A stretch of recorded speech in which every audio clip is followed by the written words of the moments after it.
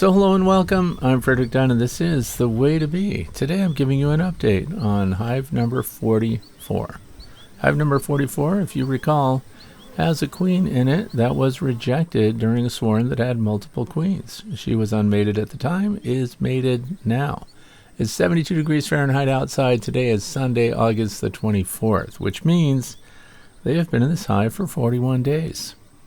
Now this is an interesting group of bees because look at what they did to the entrance. They shrouded it with propolis. And the colony numbers are slow and steadily rising. So it actually looks pretty good, but today's the day, given the weather conditions. We're going to take a look inside. We're going to check the progress of the queen. We have not boosted this colony, have not added more brood or anything else. The only benefit they've had that may have given them an edge is that we added Hive Alive sugar syrup. And that's it. This is the apiary. They are located at the far end. Now, I'm going to put this 5-frame nucleus super on. I'm just anticipating that they're going to be in good shape and ready for it. The comb is drawn. They are not complete all the way. These have obviously been used, uncapped, cleaned out, and now they're stored. There's a yellow jacket wasp there. By the way, yellow jacket wasps are on the rise, and that propolis entrance that they built definitely helps them defend the colony. So single 5-frame deep with a feeder shim on top. We're going to pull off the top. We're going to take a look inside. I'm going to go over some tools that we're going to use, or things that I like to use when I do inspections. So on this stand I've put a rack that supports a frame from a Langstroth hive. And if I need to take pictures, I'll do that. Today we're going smokeless. That's right. This is the Apisalis smokeless vape hive thing. And so we use this when I don't need to do something extensive. So I'm just going to quickly get in and out. The other benefit is it doesn't really do enough to the colony to get them out of production mode. It just kind of pushes them away from wherever you are, and they go right back to business the minute you stop. Nothing to light, nothing to extinguish. I also bring a bucket with me just in case I need to scrape off some beeswax and put that in the bucket. I don't want to throw it on the ground. So we're doing a light puff here at the entrance, which normally, as I mentioned before, would be smoke, but today it's the Apisalis proprietary blend, whatever that is. It smells good to people too, so doesn't make you cough. Not bad. We're going to pull the feeder shim off. We're going to take a look inside. So now remember, the only thing I did to help them out was I put sugar syrup in this hive top feeder, and I mixed that with Hive Alive. So if that takes credit for the boost that they did, so be it. Now they are propolizing everything. Look at the little vent holes here in this Apame feeder. It has propolis in every little groove, nook, and cranny. There's another yellow jacket wasp. Things are getting hot around here when it comes to wasps. But anyway, we're going to pull this off, of course, and look underneath, and it does have syrup in it, so I'm going to carefully move it out of the way. We don't want to bang and thump and knock and create vibrations in this hive, and I also want to limit my time here. I don't want them to become defensive. This is a tiny colony, and we just want to see that they're healthy. And I'm really happy to see these numbers. Look at the bees here. So if they had an infertile queen, if she had not been productive at all, they wouldn't have any bees here by now. They would just be dwindling away because the lifespan of a bee, start to finish, is right around 6 weeks this time of year. This is a calm colony too. I'm pretty happy about that. I'm going to show you how I take a look, what I'm looking for, and I don't want to spend a lot of time in here. Remember, it's in the 70s. This is midday, and we want to limit their exposure because they do have brood. And the brood is from 94 to 97 degrees Fahrenheit, so they are losing heat the whole time that it's open. So I will show you exactly how I go in and what we're looking for. So notice that all the frames are pushed together in the middle, 5 deep Langstroth frames. The first thing I will do, of course, we want to puff them a little bit. Now this would be smoke. This is not smoke, this is just vape. And the bees do respond to it. They move out of the way. And I will say this. One of the things I like about that, even when compared to switchgrass pellets, is that they go right back to work as soon as I'm done. They don't have the lasting impact that they seem to have when you use smoke. Plus, we're not putting particulates anywhere. So the first thing I do is I'm going to push over the first frame. This is why I leave a space to one side so I can pull it apart. What if the queen is on the second frame? We don't want to take a chance on rolling her. So we don't just pull a frame out of the middle of the batch without pulling the frames over. So what we're going to do is remove this first frame, and I'm just going to lean it on the side here. I'm using that Kent Williams Hive tool there. I like those a lot. And they have drawn some comb. It's not 100%. Way ahead of what they were when we started them off. Look, we have pollen, we've got nectar. We also probably have some syrup that's just being stored from the feeder up above. And I'm looking for the queen or evidence of the queen. Now, we know that she's around. We know that she has to be laying eggs because look at the number of bees that are in here. And let's not forget, this is a queen that was rejected by the bees that were in the swarm in their bivouac location. In fact, none of the bees from that swarm are going to go with this queen. She was a cast-off. So I collected her and just for kicks decided to put her on the fence. Other bees collected around her, and that's what we installed here. If you want to see that video, please look down in the video description. I'll leave the link there and you can get the full backstory. So we've got some brood. Now it's kind of interesting to me here. It's spread out pretty good. We've had some cold temps down into the 60s. So with just a few bees in there, we could have had some chilled brood and things like that. And once you know it, here's the queen. There she is. So she's still kicking, and because we have brood at every level, we've got eggs, we've got larvae, we've got capped larvae, we've got lots of nectar, and we've got a calm, settled colony of bees. So guess what I'm going to do? Button it right back up. I'm not going to do any further inspection. This is all we need to do to find out if the colony is doing well, and by limiting my time in it, I'm of course improving their chances. We don't need to be invaders more than necessary. So I put the frames back in, get a little response from the bees there. We're going to push these frames back together and close up the hive, and we're going to of course super it. Because if you notice all the brood that's here, and that brood is spread apart over 3 frames, we're going to put the super on this, which is another 5 frame deep. And a yellow jacket wasp slipped right in there. Wasn't that annoying? Anyway, so we're going to put this on drawn frames. I'm going to make sure that all of those frames up above are pushed together and lined up as close as we can with the frames down below. And then once we close this up, we're going to of course put the feeder shim on top again. I do plan to continue to feed the Hive Alive and the sugar syrup. That's because guess what's going to happen tomorrow? We're going to drop down into the 60s. We're going to get some poor weather conditions, and so I'm just going to continue to boost them in that way. Now I could have initially grabbed a bunch of frames of brood from other colonies and really boosted them, but the fun was in watching this colony of bees grow on their own and kind of prove the naysayers, meaning the bees that didn't like the queen to begin with. And I want to see this queen outperform them, I think. And they're right next door, by the way, if you're curious about the other colony that was collected on the same day. They're predictably doing great. And we're going to put a strap over this because we don't want it to come apart. And there you have it, 10 deep frames. They'll be moving right up into the second box because we have lots of brood coming out. Now there's some interesting things going on this landing board that I want to show you. So since we're done Hive 44, if that's what you wanted to know, are they going to make it? I'm going to put my bet on the fact that they are going to make it. They have plenty of time left. We have lots of forage out there. But there's some interesting things going on the landing board. First of all, this gives you a chance to see how they've propolized everything. We've got this bee fanning, of course, little Nazanoff. That is not unusual because we've opened the hive and we've meddled with them a little bit. So they do tend to fan their Nazanoff glands and get that scent out there to recover any bees that were excited that might have flown out that maybe were not ready to be flyers yet. So remember, they spend a whole bunch of their time going through in-hive tasks, and they are not accustomed to outside tasks yet. But we can see pollen coming in, and there's some interesting behavior that happens here.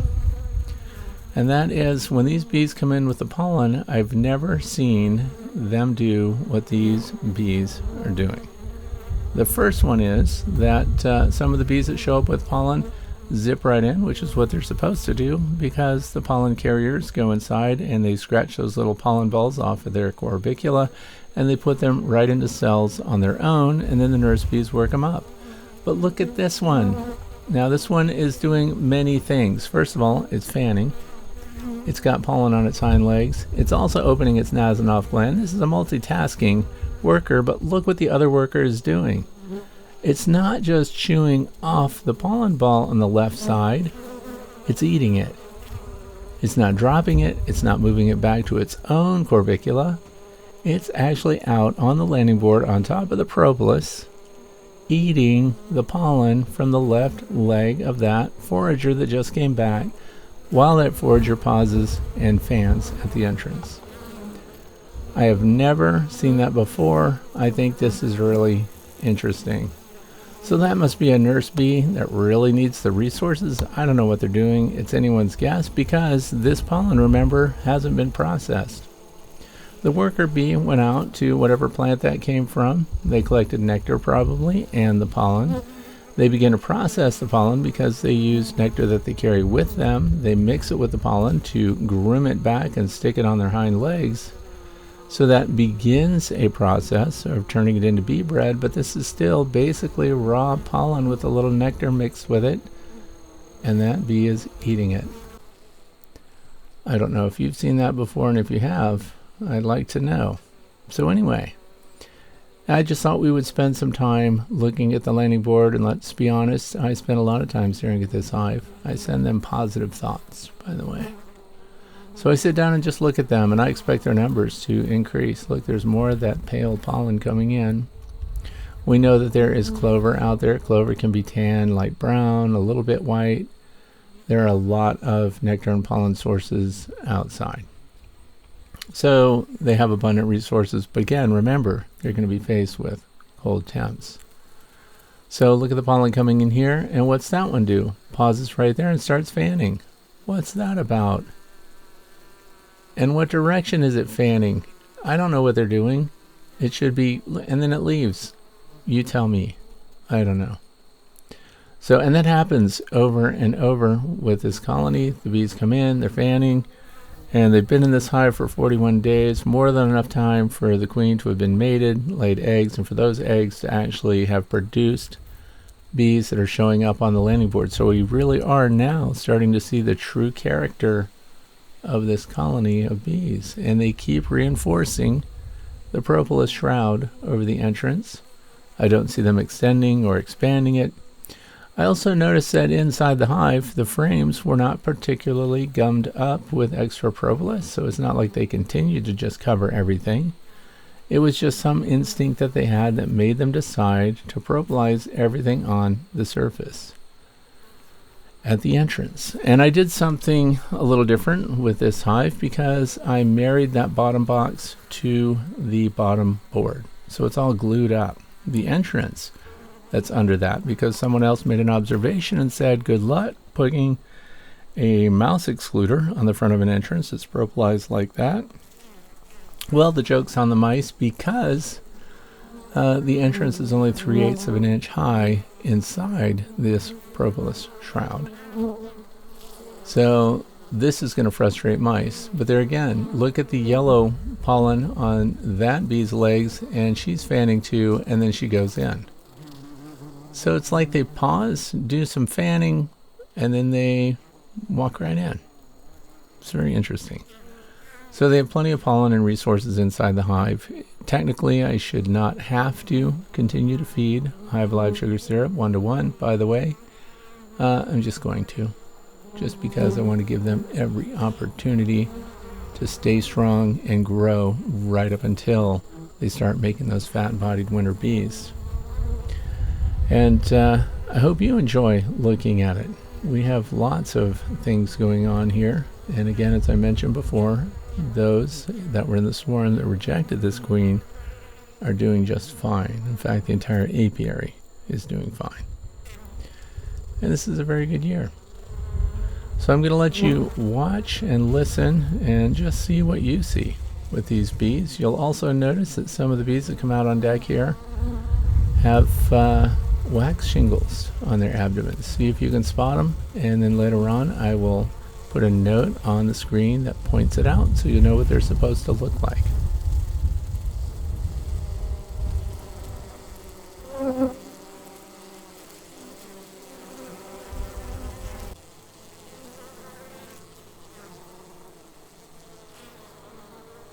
And there's that fanning behavior. Once again, it's not unusual to have workers at the entrance fanning their wings and helping with circulation. It is unusual for that bee that's doing that work to have been a forager that went out and got nectar and pollen and came back. Usually they just hit the landing board and go straight in. So there are a lot of surprises in this tiny colony of bees.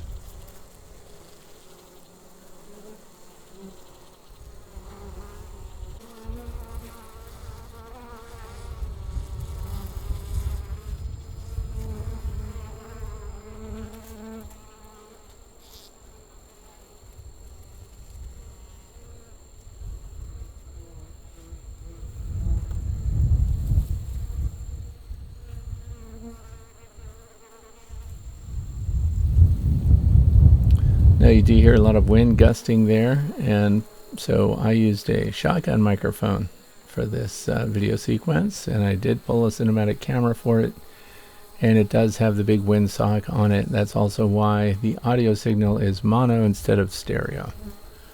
So it did work, canceling out all the background noise. It was a big help, and I hope that you're enjoying watching this. If you like videos like this, I invite you to subscribe to the channel because there may be more in the future. And stay tuned, because at the very end of this I'm going to show you another problem that we have. You'll notice yellow jacket wasps zipping in and out of the field of view here. And we have a nest of aerial yellow jackets on the property. Look at that yellow jacket right there. The guard bees here are doing a great job of keeping them out, but I did notice once in a while a yellow jacket gets through the entrance, and I did see inside the hive there was a dead yellow jacket on the bottom. So they are dealing with them. They're not going to get one over on these bees, I don't think. But we have a yellow jacket nest out at the edge of the woods, which is where the kids walk. I'm going to show you a sample of that here at the end. And we may have to do something about the yellow jackets. Now don't forget to watch for the wax glands producing those shingles. Look at this bee right here. Now the wax glands, that's not unusual. They have 8 on their abdomen underneath there, and the wax shingles start to extrude out. And that's not unusual. What is unusual is, why is this wax builder outside the hive not doing any wax work? First of all, it's not warm enough out here. They need temps in the 80s to do that.